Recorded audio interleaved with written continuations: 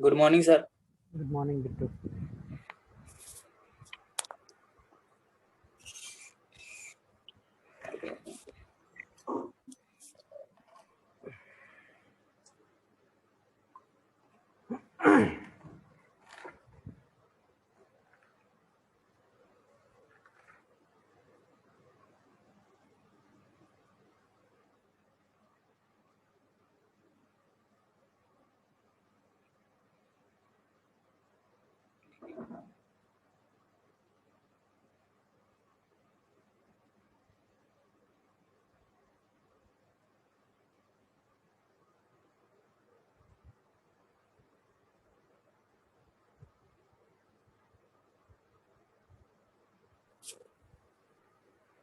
Hello आएगा आएगा। ठीक है सर, मूडल का पासवर्ड भूल गया, मिलेगा कहाँ पर? मॉडल तो हेलो ओपन ही नहीं हो रहा है मॉडल। सर, ओपन हो रहा आज से।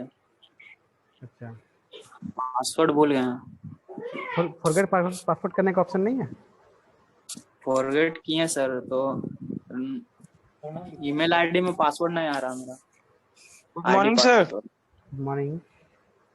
और राजेश सर से बात करना पड़ेगा। हाँ, उनके पास ये रहता है, अथॉरिटी है वाला। बात करना ना उनसे सर से। यस।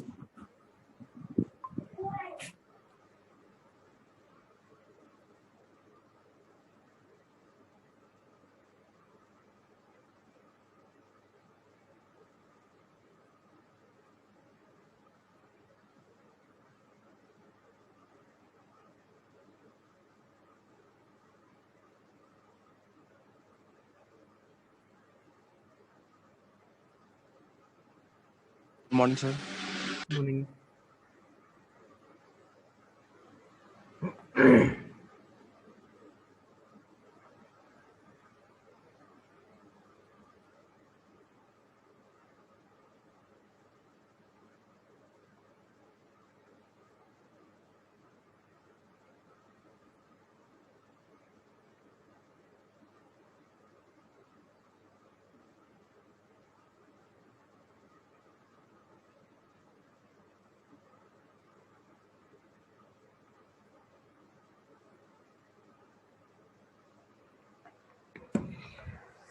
एक दो मिनट वेट कर लें।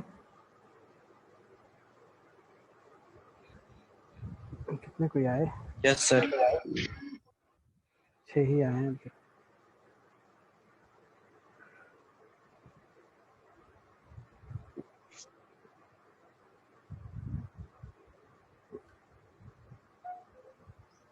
Good morning sir. Morning.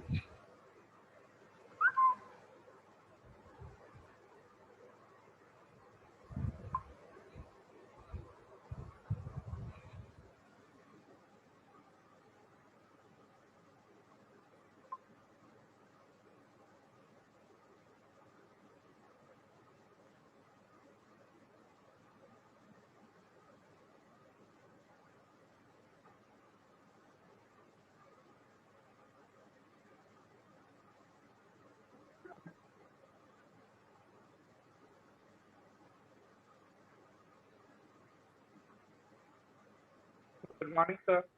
Morning.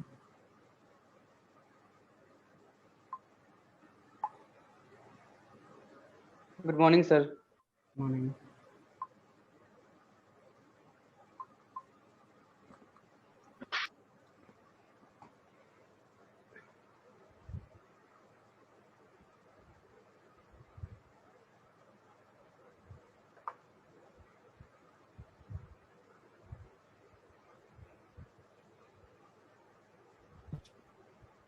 Good morning sir.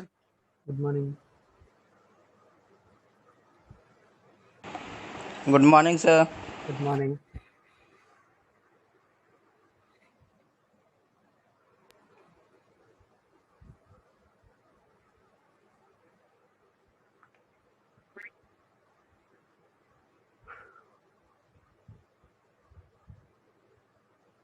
एक टॉपिक है जिससे कि न्यूमेरिकल आता है जनरली। ठीक है, economic order quantity. EOQ। Economic नाम से ही पता चल रहा है कि क्या होगा, इसमें जो प्रोडक्शन का कॉस्ट होगा सबसे मिनिमम होगा। पूरा एनालाइज करने के बाद हम लोग सारे मेथड्स यूज करने के बाद हम लोग का जो सबसे मिनिमम कॉस्ट वाला प्रोडक्ट होगा उसको हम लोग बोलेंगे इकोनॉमिक ऑर्डर क्वांटिटी। ठीक है, in economic order quantity per unit cost of production is minimum the size of an order that minimize the total inventory cost is known as EOQ। ठीक है, इसका एक फॉर्मूला है इकोनॉमिक ऑर्डर का quantity का, 2 into annual consumptions of raw materials, कितना consumption हो रहा है एक साल में, इंटू प्रोक्यूरमेंट कॉस्ट, खरीदारी का कॉस्ट कितना है। ठीक है, मतलब कॉस्ट कितना है किसका, जो मेरा क्वांटिटी है ना, जो खरीदे हैं हम लोग, पर quantity divided by unit cost, cost of unit materials, into inventory carrying rate.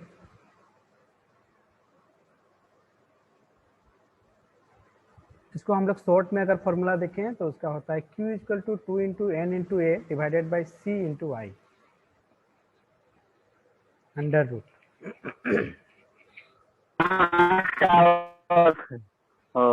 Hello,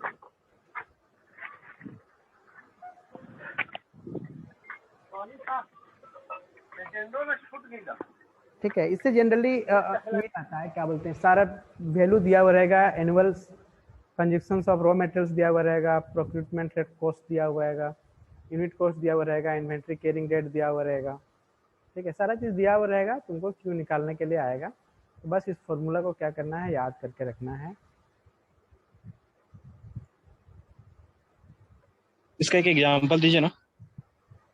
सारा डाटा दिया हुआ रहेगा, जैसे एनुअल कंजम्पशन रेट दिया हुआ है, प्रोक्यूरमेंट रेट दिया हुआ है, अभी मेरे पास नहीं है इसका ये, लेकिन हम देखे थे एक बुक में। ठीक है, तुम ही लोग का ये का, इसमें इन्वेंट्री कैरिंग क्या होता है? हाँ हाँ हाँ, इन्वेंट्री कैरिंग रेट। इन्वेंट्री का क्या मतलब है, सबसे पहले बताओ। तो इन्वेंट्री मतलब होता है कुछ, वो तो पता नहीं, इन्वेंट टाइप का कुछ होगा सर। कल क्लास में नहीं थे क्या? क्लास में थे कल। तो इन्वेंट्री का मतलब कल नहीं बताए थे?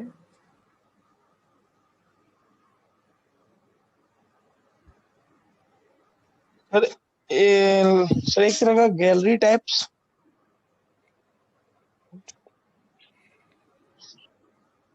सिर्फ इन्वेंट्री का मतलब क्या है?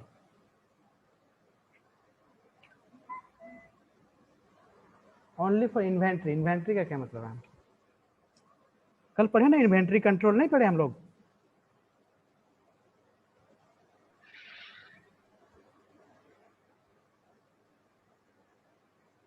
Stock out, over stock. Inventory control जो हुआ मतलब जो कल पढ़े थे सर, मैनेज करना, इतना भी जैसे हो गया स्टॉक आउट, पूरे स्टॉक को मैनेज करना, कितना आ रहा है कितना जा रहा है, तो स्टॉक का रेट कैसे मैनेज करें, स्टॉक का रेट वही कितना आ रहा है कितना जा रहा है हम लोग का। इन्वेंट्री का मतलब ही होता है स्टॉक, हम लोग के पास जो स्टॉक है। यस सर, जिसमें रखा सर।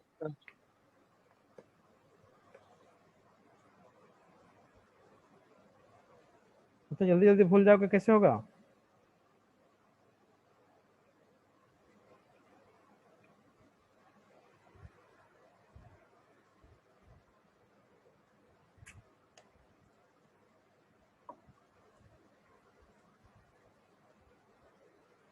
ठीक है, उसी का ये किए हुए हैं जो ऊपर में लिखे थे इसको, सिर्फ ये फॉर्मूला याद रखना तुम लोग को।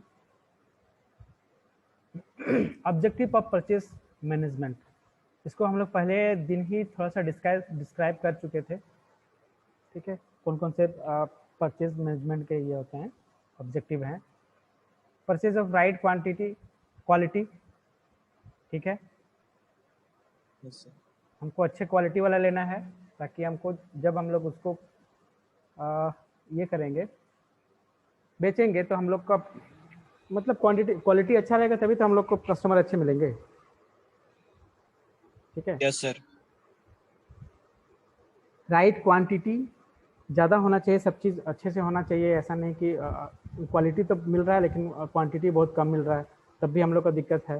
क्योंकि फिर हम लोग कल एबीसी में पढ़े हुए थे ना, एबीसी एनालिसिस में पढ़े थे ना, यस सर। 10% अगर हम लोग का वो मटेरियल्स है लेकिन उसका कॉस्ट हो जा रहा है 70%, तो हम लोग हर एक कोई को नहीं बेच सकते हैं, उसको सिर्फ दिखावे के लिए रखते हैं।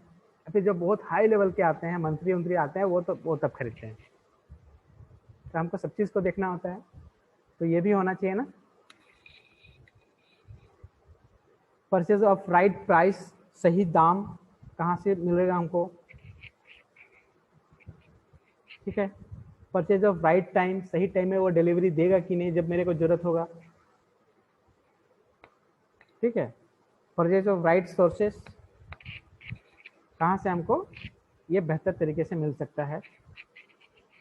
और सिर्फ ये नहीं कि सिर्फ जब जरूरत नहीं है उस टाइम पे मिल रहा है, पीक टाइम पे भी मिल रहा है कि नहीं, जब सबसे ज़्यादा जरूरत आदमी को है उस टाइम पे भी वहाँ से मिल रहा है कि नहीं।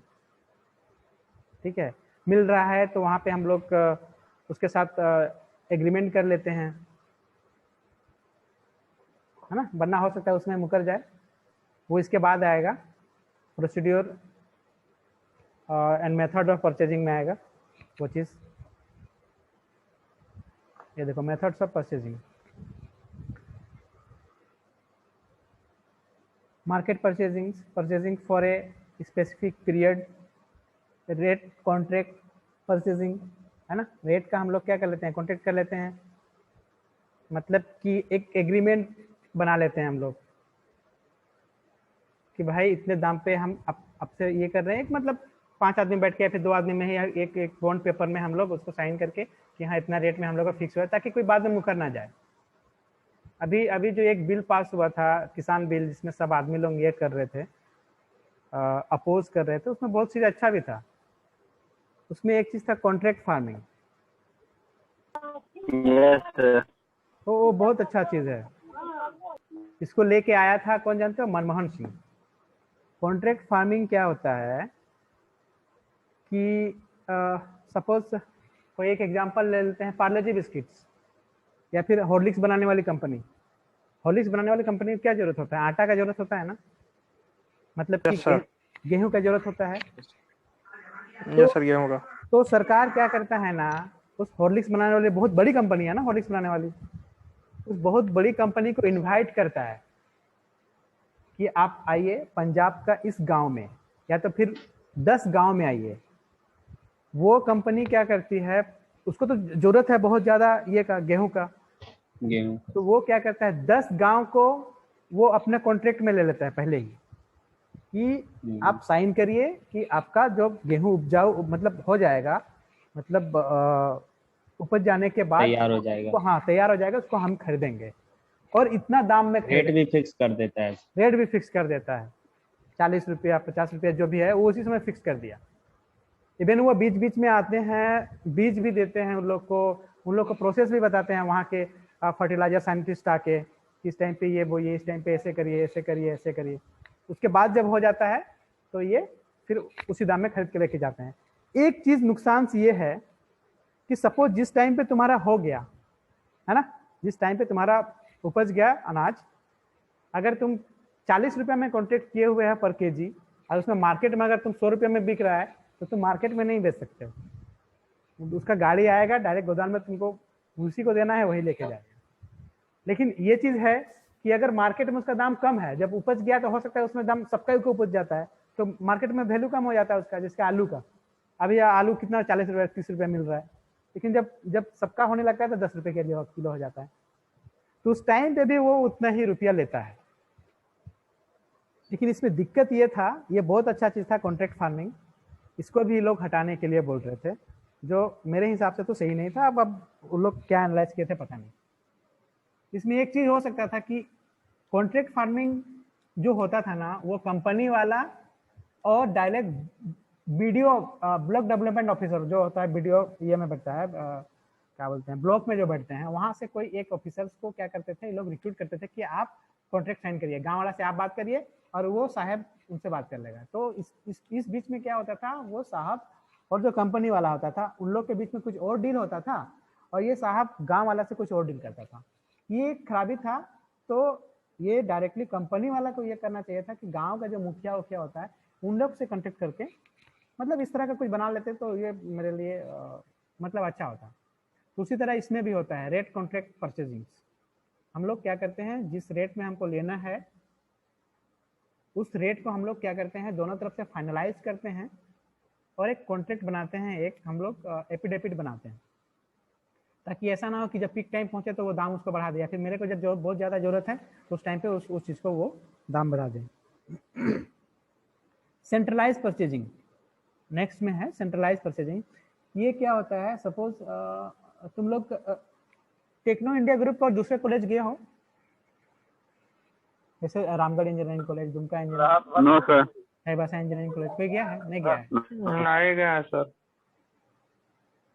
तो सपोज कोई अच्छा चलो ये एग्जांपल नहीं देते हैं, दूसरा कुछ एग्जांपल देते हैं। कोई एक मैन्युफैक्चरिंग कंपनी है ना, शाह ग्रुप इंडस्ट्रीज सपोज मान लो, उसके अंदर में 10 कंपनियां हैं, ठीक है। तो कुछ परचेज ऐसे होते हैं जो 10 कंपनी में जरूरत होता है, और तुम उस कंपनी में विजिट करोगे ना तो देखोगे वो सारे, जैसे सपोज लेथ मशीन्स इस कंपनी में भी है, उस कंपनी में भी, उस कंपनी में भी, उस कंपनी में भी है। तो जब तुम 10 कंपनी में विजिट करोगे ना तो देखोगे सेम कंपनी का ही लेथ मशीन्स यहाँ भी है, सेम कंपनी का लेथ मशीन्स यहाँ भी है, सेम कंपनी का लेथ मशीन्स वहाँ भी है, वहाँ भी है, क्योंकि मालिक एक है। तो वो क्या करते हैं, सेंट्रलाइज परचेजिंग करते हैं सब जगह के लिए एक, ताकि बल्क में लेते हैं तो दाम क्या पड़ता है, थोड़ा कम पड़ता है, ट्रांसपोर्टेशन चार्जेस कम लगता है, एक ही गाड़ी में सब जगह पहुंचाएगा, ठीक है। टेक्नो इंडिया ग्रुप में भी क्या है ना, यहाँ का जो सोफा देख रहे हो ना, यहाँ पे जो सोफा है सिल्ली पॉलिटेक्निक में जो सोफा Yes, लगा sir. हुआ है ना, ये कॉमन रूम में, यस सर। वही सोफा चारों कॉलेज में है, ठीक है। रामगढ़ इंजीनियरिंग कॉलेज में भी है, दुमका इंजीनियरिंग कॉलेज में भी है, चाईबासा इंजीनियरिंग कॉलेज में भी है। तो इस तरह का जो कॉमन चीज खरीदा जाता है उसको सेंट्रलाइज परचेजिंग बोलते हैं। Yes yes sir.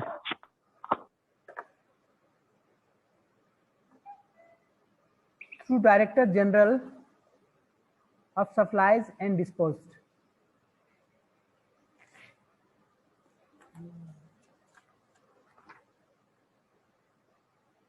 ये होगा टॉप मैनेजमेंट में जो हम लोग परचेजिंग करते हैं, ठीक है। जो टॉप मैनेजमेंट में जो हम लोग परचेजिंग करेंगे उस परचेजिंग को बोलते हैं डायरेक्टर जनरल में ये सप्लाई एंड डिस्पोज। उसके बाद है, बोलो सर, समझ नहीं आया। मतलब जैसे कि कंपनी है एक, तो कंपनी में क्या होता है, सबसे ऊपर में रहते हैं सीईओ, चीफ, यस सर। उसके नीचे रहते हैं बोर्ड मेंबर, उसके नीचे रहते हैं सीजीएम, चीफ जनरल मैनेजर, उसके नीचे रहते हैं जीएम, उसके नीचे रहता है इंचार्ज, उसके नीचे रहता है सब इंचार्ज, उसके नीचे रहते हैं इंजीनियरिंग। तो ये इस तरह का चेन रहता है। जो टॉप मैनेजमेंट हो गया वो हो गए सीईओ, ठीक है। फिर हो गए बोर्ड ऑफ डायरेक्टर जो हैं, ठीक है।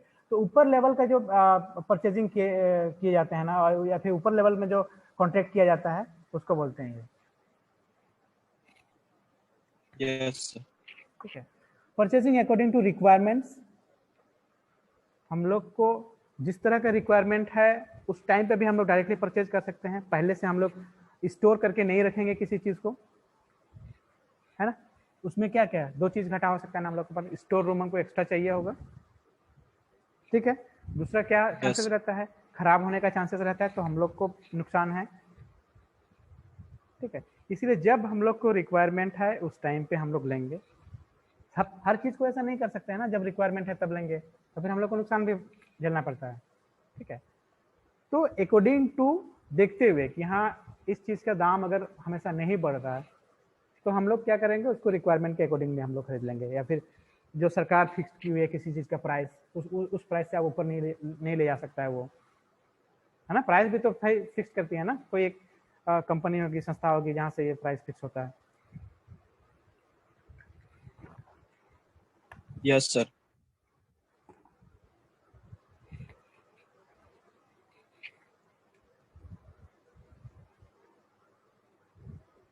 Location and layout of management,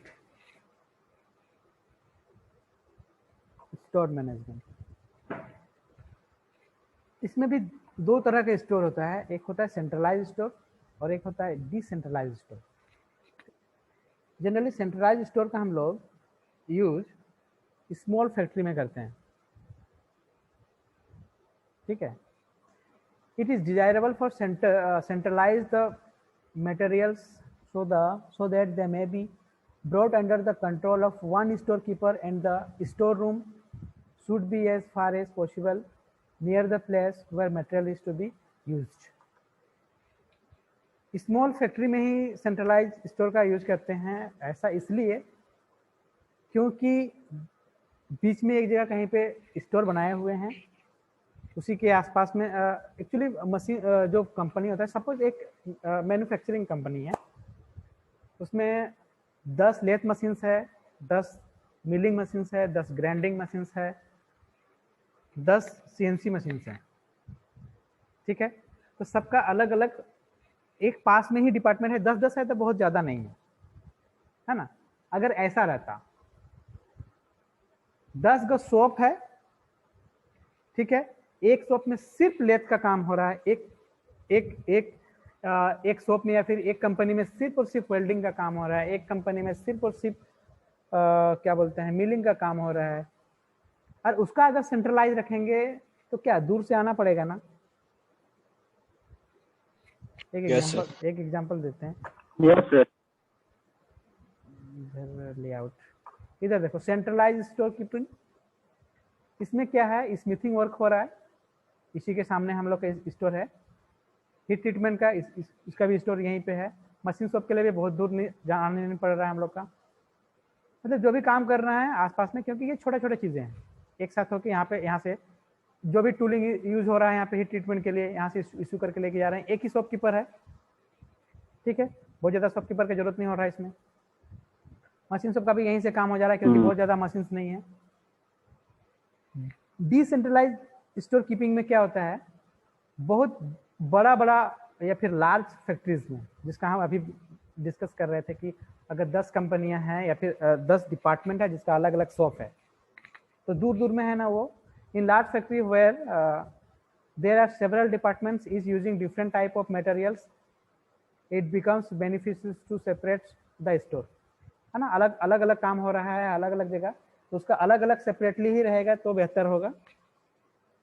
for example, near the welding department store the materials required for welding. Near the foundry department store the items which are used for there, ठीक है। Assembly department के सामने assembly का रहेगा।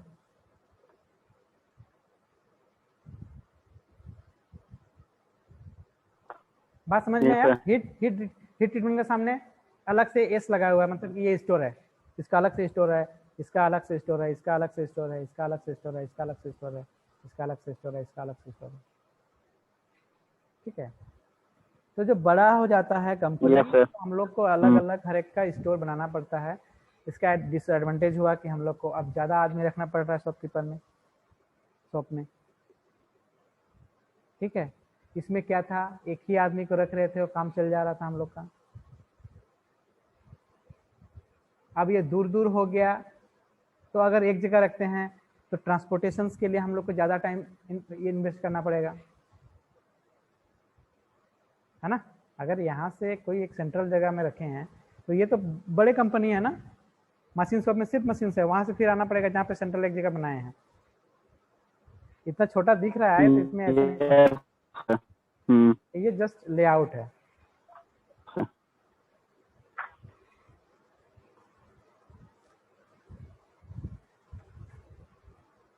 ठीक है,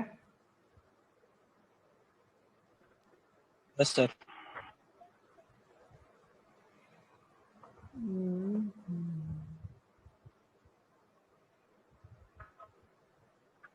layout में कोई दिक्कत है? सर पूछो, बस साइकिल स्टैंड क्यों लिखा हुआ है सर? No sir.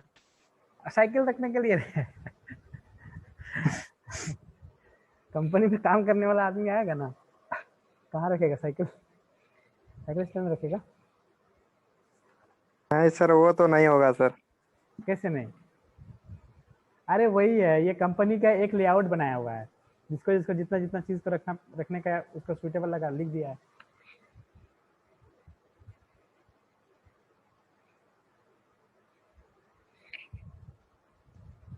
आप बोलोगे मशीन शॉप लिखा हुआ है सर, मशीन शॉप का मतलब वो नहीं है, वही है। ज्यादा दिमाग नहीं लगाने का, समझने का चीज को बस।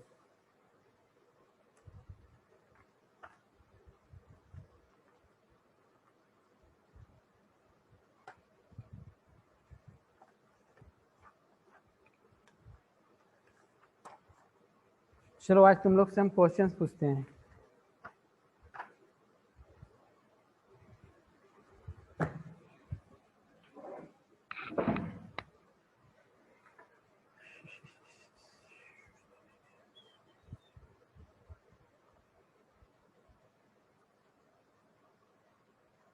मोहित ये कर लो, क्या बोलते हैं, स्क्रीनशॉट ले लो तो ओके सर। भेज दो। चैट में कोई कुछ लिखा है क्या? अच्छा ये भेज दिया है कोई एक लड़का, ये देख लो क्या नाम है, मुकेश बोल रहे थे। चैट में कोई एक लिखा हुआ है। अच्छा, चलो बताओ ये Durgesh. Yes sir. What is productivity? Define productivity.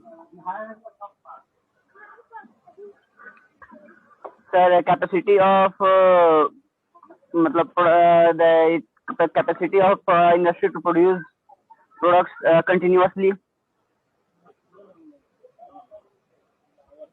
नहीं, ट्राई करो फिर से।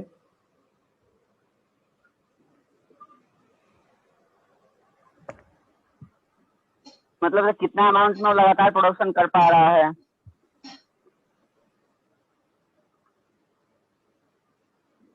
नहीं।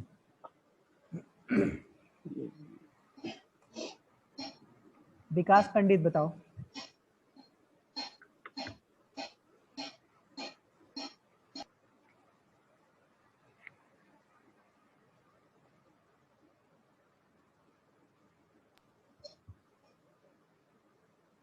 Yes sir. बताओ विकास, प्रोडक्टिविटी। सर अभी तो नहीं पता है सर। 2 वर्ड का आंसर है, 2 वर्ड का। सर आउटपुट बाय इनपुट, मैंने कितना मैंने आउटपुट बाय कितना इनपुट हुआ सर। बस यस सर।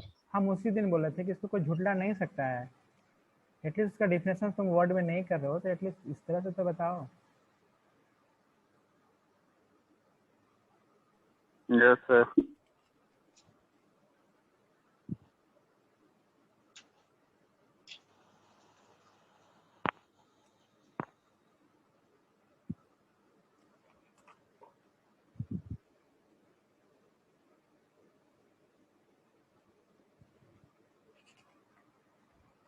सोनू बताओ, importance of productivity.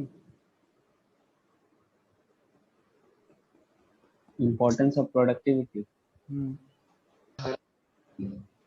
Sir productivity ज़्यादा होगा तो सर हमारा प्रॉफिट भी ज़्यादा होगा। ठीक है।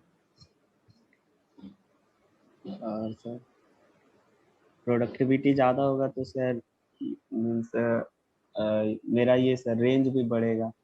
किसका रेंज? ज़्यादा लोग मीन्स सर ज़्यादा शॉप ये होगा, ज़्यादा जगह मेरा सप्लाई जाएगा प्रोडक्ट।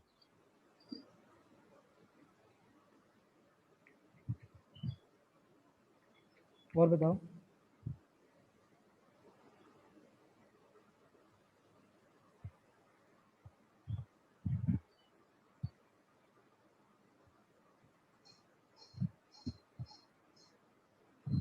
प्रोडक्टिविटी ज़्यादा होगा तो प्रॉफिट भी ज़्यादा होगा।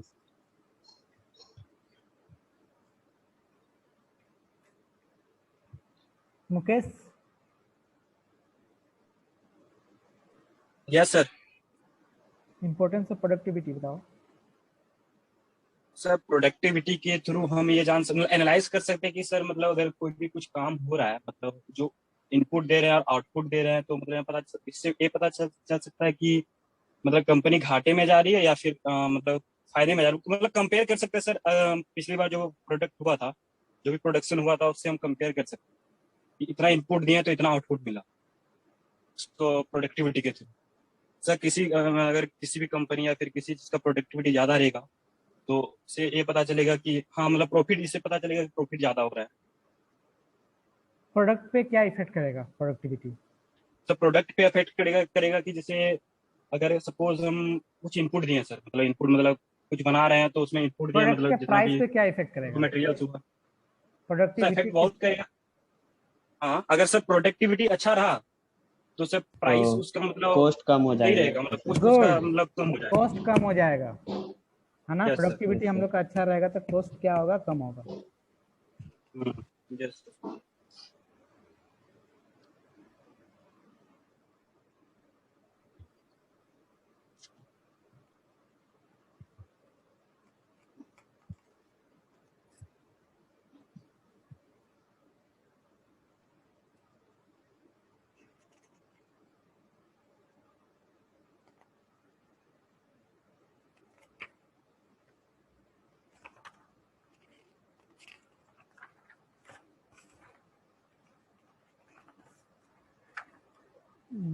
और कौन है? Manish Kumar. Yes sir.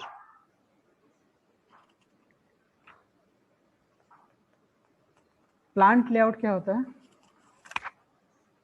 Plant layout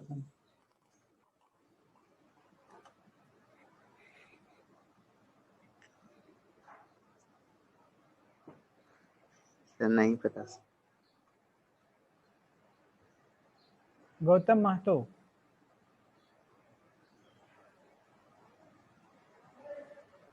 yes sir. Plant layout क्यों करते हैं हम लोग? सर क्यों इम्पोर्टेंस है प्लांट लेआउट?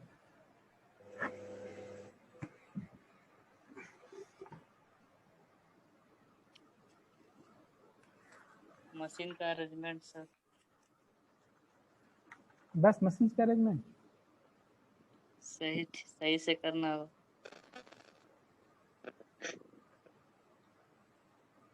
मासूम खान।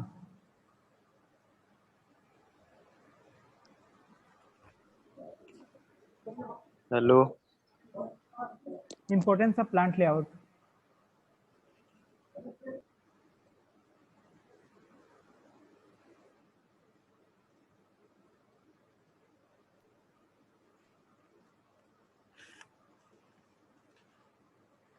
नहीं। सरफराज, सरफराज अली की अंसारी, क्या नाम है? हेलो। सरफराज अली, हाँ बोलो। यस सर, बोल रहे कि lower cost of production higher productivity, मतलब कॉस्ट, प्रोडक्शन का कॉस्ट घट जाएगा, प्रोडक्टिव बढ़ जाएगा, इसलिए प्लांट लेआउट का यूज करते हैं। एक दो को और बताना होगा तब जाके तुम्हारा ये जस्टिफाई होगा। और बताओ।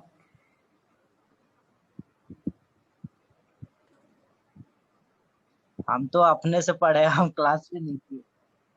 ठीक है, टाइप बताओ, टाइप्स ऑफ प्लांट लेआउट।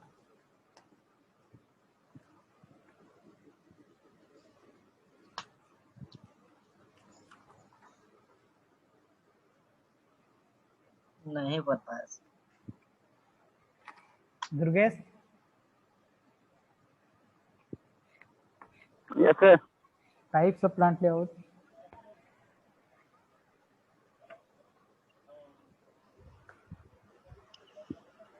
तो टाइप्स नहीं आ रहे एग्जैक्टली, रिवाइज नहीं किया था सर उसको।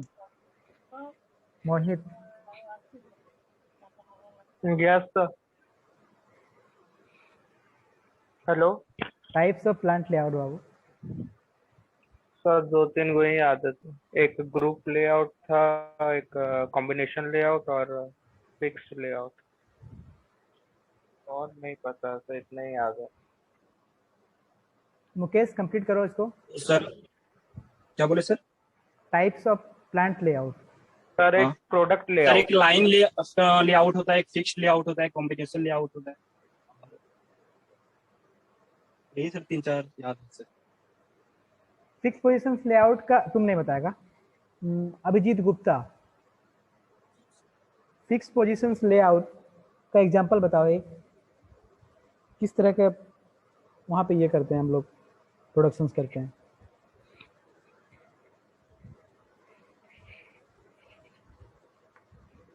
अभिजीत गुप्ता आवाज आ रहा है?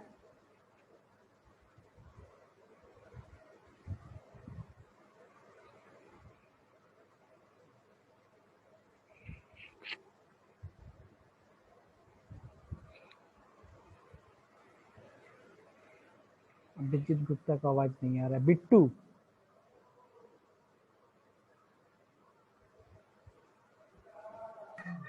Yes sir. Fix position layout.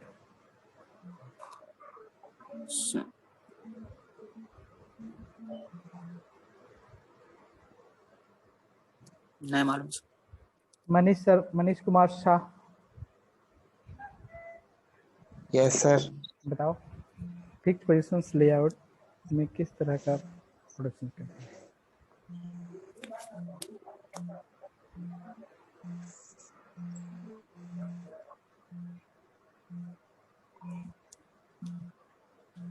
नहीं बता सकते। लक्की मुर्मू,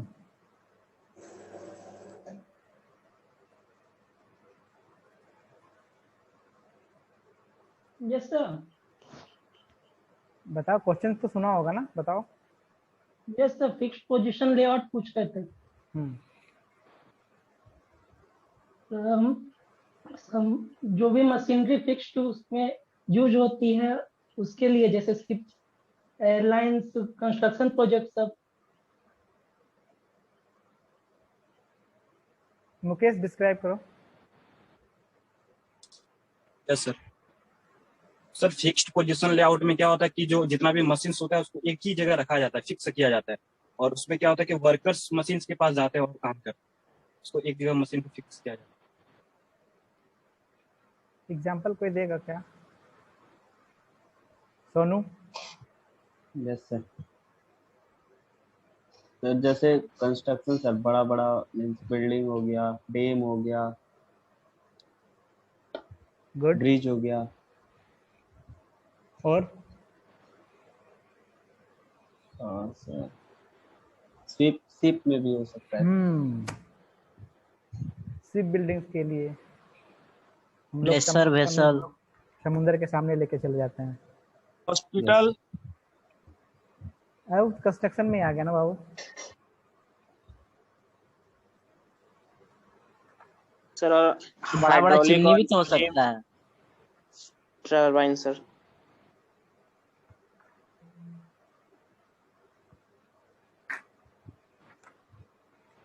सर विंड टरबाइन हो सकता है सर। देखो, विंड टरबाइन को तो हम लोग किसी एक जगह ही फिक्स करके उसको लगा देते हैं, तो हम लोग उसका क्या करते हैं, पार्ट्स को बना के ले जाके वहाँ पे असेंबल कर देते हैं। Yes sir. हो सकता है वो भी, लेकिन सबका बेस्ट एग्जांपल बोलेंगे तो हम लोग का कंस्ट्रक्शन वर्क है, ठीक है, शिप बिल्डिंग्स है। Ship, aeroplane, pressure vessel. Aeroplane का भी नहीं कर सकते हैं, क्योंकि एरोप्लेन का क्या होता है ना, किसी एक पार्टिकुलर जगह फिक्स रहता है। देखना कोई कंपनी होगा एरोप्लेन का, वो वहाँ पे फिक्स रहता है। बल्कि एरोप्लेन का जो छोटा छोटा पार्ट है ना, उसको बना करके एक जगह लेके जाके असेंबल किया जाता है। एरोप्लेन से 50 गुना ज्यादा बड़ा होता है शिप। पता है ना, 10 गांव को एक शहर पे एक साथ उठा के ले जा सकता है वो। छोटे शिप की बात नहीं कर रहे हैं। वहाँ पे फुटबॉल ग्राउंड होता है, शॉपिंग मॉल होता है, सब चीज होता है।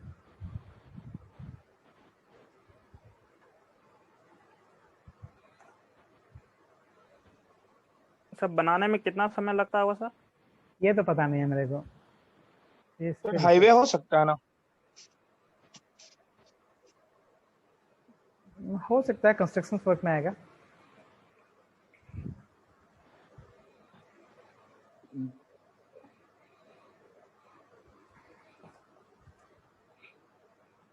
Objective of material handling, Chandrashekhar बताओ, 2 पॉइंट बताओ। Yes sir.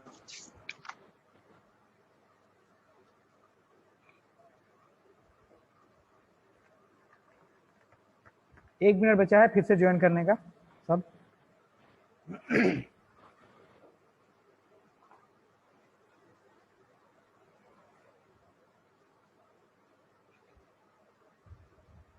कोई भागेगा नहीं, सब अभी आएगा ग्रुप में। सर कॉस्ट रिडक्शन और वेस्ट रिडक्शन।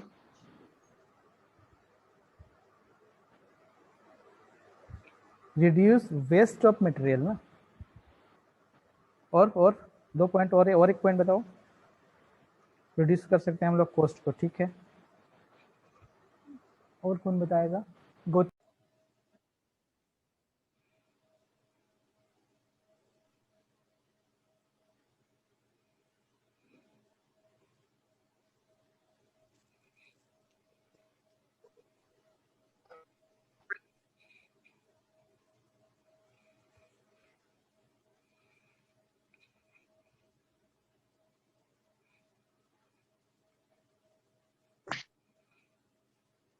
बता Sarfaraz, objective of material handling, 2 points बताओ।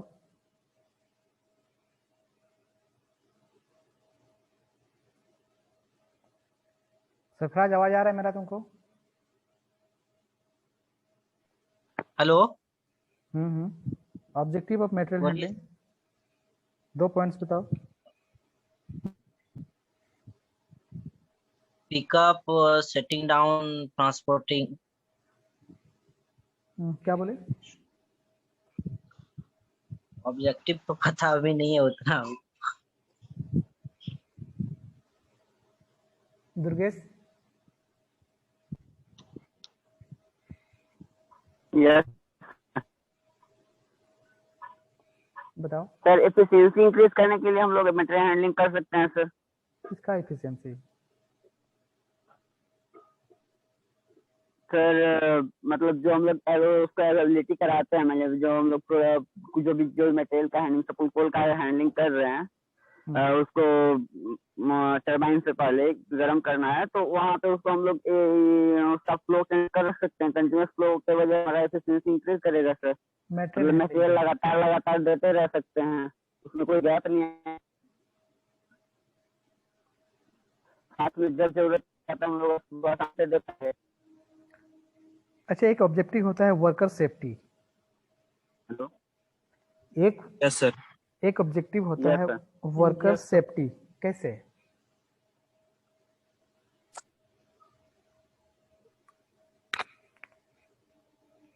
मेटल हैंडलिंग सर इसमें क्या होगा ना सर, इसमें क्या होगा कि सर मटेरियल हैंडलिंग में होगा कि इसमें सर ज्यादा मेन का जरूरत नहीं पड़ेगा, जो होगा मशीन के थ्रू ज्यादा होगा। तो प्रॉपर तरीके से सर एक जगह से दूसरी जगह ले जा सकते हैं। गुड। जैसे कि अभी अगर किसी चीज को हम लोग हाथ से उठा के ले जा रहे हैं तो वहाँ पे हम लोग अभी कन्वेयर बेल्ट लगा देंगे।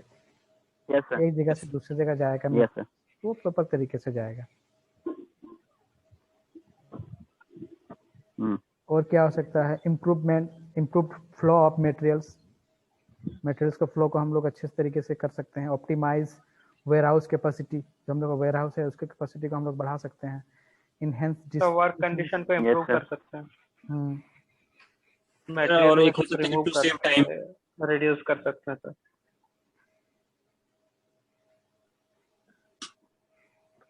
Principle of material handling.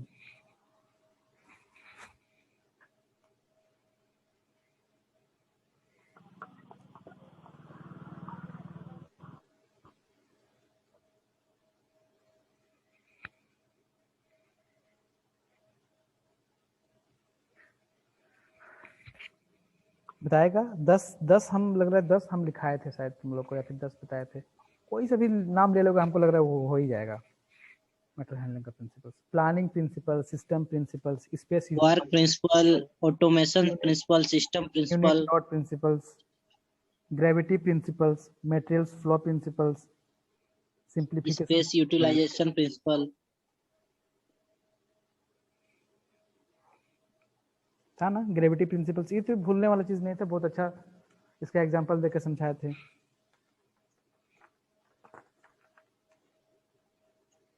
अठारह लिखा है टोटल मोशंस प्रिंसिपल्स। सर ये सारा नोट्स मतलब अपलोड करते हैं सर इसमें मूडल में? नहीं, तुम लोग को तो इधर ही भेज देते हैं हम, नहीं मिलता है क्या तुम लोग को अपना पर्सनल ग्रुप में? सर दे देते हैं उसमें, आप जब भेजें डाल दिए हाँ सब हाँ दे रहे हैं। ठीक है ठीक है। अब क्या करेंगे, अब टोटल का पीडीएफ बना के जहां तक हुआ है वहां तक एक दे देंगे तो तुम लोग को अच्छे से मिल जाएगा। Yes sir. Yes sir. Starting से दे दीजिएगा। लेकिन क्या है ना, हम जो कॉपी में पढ़ाए हैं इसमें तो सब चीज है नहीं, थोड़ा बहुत तो हम इधर उधर से भी तब कराए हैं ना तुम लोग को। खैर कोई नहीं, जितना है एटलीस्ट उतना तो तुम यस सर। तो थोड़ा थोड़ा ये करने का बाबू, ये सबको रिवाइज करते रहोगे तो ये भी होगा, भाईबा उबा होगा तो इसी तरह का क्वेश्चंस पूछा जाएगा। सर ईओक्यू का न्यूमेरिकल बना देते ना, समझाते। सारा डाटा दिया रहेगा, फॉर्मूला बैठा के बस पुट करना है उसको, कैलकुलेटर लगा के रूट अंडर रूट नहीं निकाल सकते हो, गुना करके डिवाइड करके। बहुत कॉम्प्लिकेटेड क्वेश्चन भी आता है सर, ऐसा थोड़ी है कि वो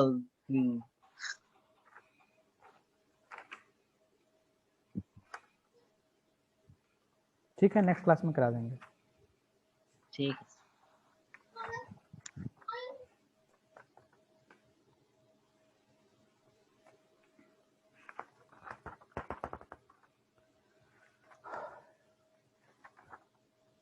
चलो लीव करो फिर तुम लोग।